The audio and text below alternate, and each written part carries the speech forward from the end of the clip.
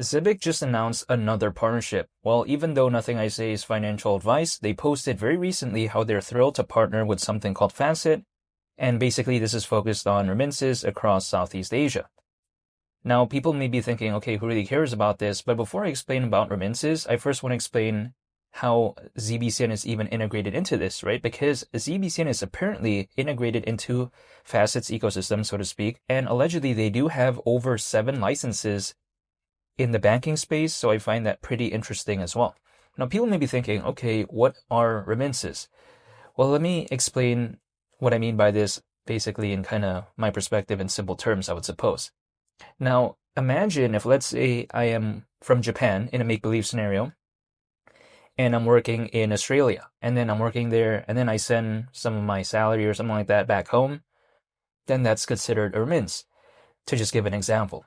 Now, people may be thinking, well, who really cares about this? Well, because we've seen kind of that remittance niche within this space. It's not something that has too many, I think, competitors within that. So kind of seeing Zebec have an aspect of something like that, arguably through something like this, I think it is pretty interesting to me. And again, they're allegedly partnering with something that already serves over 1 million users. It's not like it's something that has like 10,000 users, 20,000. No, it's allegedly over 1 million in this case. So I find that pretty interesting in my perspective.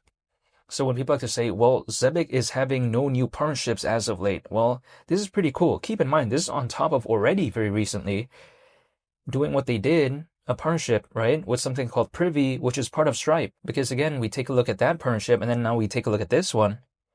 It's pretty interesting, at least from what I could hypothetically see in my perspective, because I mean, yeah, sure, ZBCN is approximately 40 times lower than 10 cents, but I think news like this, at least to me, seems pretty interesting because, when I think about Zebec, initially, I did not know they would do this in terms of the fundamentals. I didn't know they were going to update this much, but I find this pretty interesting nonetheless because they're at least doing something, and I do like seeing that.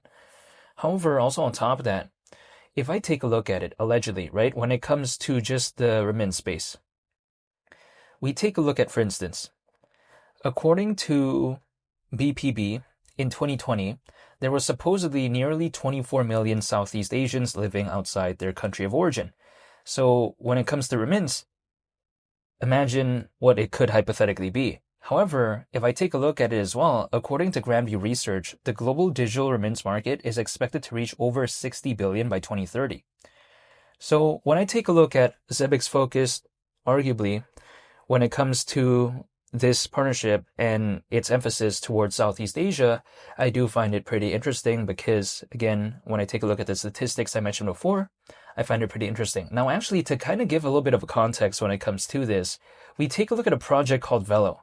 Now, Velo is also focused, arguably, on remittances, and Velo is actually also focused initially in the Southeast Asian region. So when I take a look at something like that, and I take a look at something like Zebec, are they kind of now indirectly competing with something like Velo through this partnership? I mean, who knows? Now, Velo hasn't been doing the best, right? And it's not such a big project either, but I still find it pretty interesting that Zebec is kind of expanding its sort of, I would say, fundamentals, arguably, I would say. Because I don't see some of its competitors doing this. Like, for instance, if I take a look at something that has a way bigger market cap than ZBCN right now, but it's basically a competitor, I take a look at XDC. XDC, I haven't really seen them do too much as of late. They've historically been pretty popular, but I don't see them doing what ZBCN has been doing so far in terms of kind of the updates and stuff like this. I take a look at also Onyx. Now, Onyx is also another direct competitor, arguably, I would say, when it comes to Zebec. It's even more close of a competitor than XDC to something like ZBCN, and they both have a similar market cap actually as of right now, again, XDN and ZBCN. But Onyx, they're just kind of working towards launching the mainnet of their layer 1 blockchain, but beyond that, it doesn't seem like they're doing too much in my perspective. But when it comes to Zebec, I seem to like, what they're doing in terms of the partnerships and stuff like this, which, granted, I mean, Bitcoin now, it's back below 90 grand again. Things are looking kind of boring in my perspective. And when I take a look at something like this, it keeps me a little bit happy, I suppose, even despite the ZBCN being way lower than not too long ago, or should I say, even just this year at one point, right? Now, market cap is like below 200 million. Not too long ago, it was above 500 million slightly. So even besides that point, when I take a look at something like Zebec, I'm pretty impressed when it comes to this actually, because I didn't expect this, and how could I? I didn't know what they were doing, but I'm saying this stuff right here at least keeps me, I would say, entertained at a time like this. However, when it comes to the remittance space, what do I often think about? I think about Velo within this, again, specific space. But now that Zebec is kind of having its sort of venture, I guess, towards something like this through this partnership, could it kind of indirectly now compete against Velo? I think that probably Velo still has that sort of notoriety within that space. I think that historically, because of Velo's kind of presence and all this, it's pretty difficult for Zebec to kind of, I think, overtake it within that space. But that space to begin with doesn't have that many competitors. So again, I find this pretty interesting when it comes to Zebec. Could it arguably even just automatically by kind of default, right? Just because there's not that many competitors within that space become like, number 2 behind something like Velo. Now there's something like this. I mean, who knows? But it's not something that would necessarily surprise me if that was considered to be that way. So I do like seeing that arguably when it comes to Zebec. What new niche, I would say, is Zebec gonna kind of venture into next? I mean, I have no idea.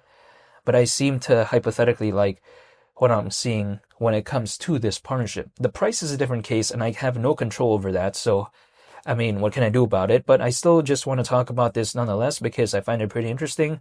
I find it pretty cool that there's even something like this to begin with when it comes to Zebec. And yeah, that's all I want to say, actually. I just wanted to make this video to talk about this recent new partnership, I would say, when it comes to Zebec. And I want to say thank you for watching.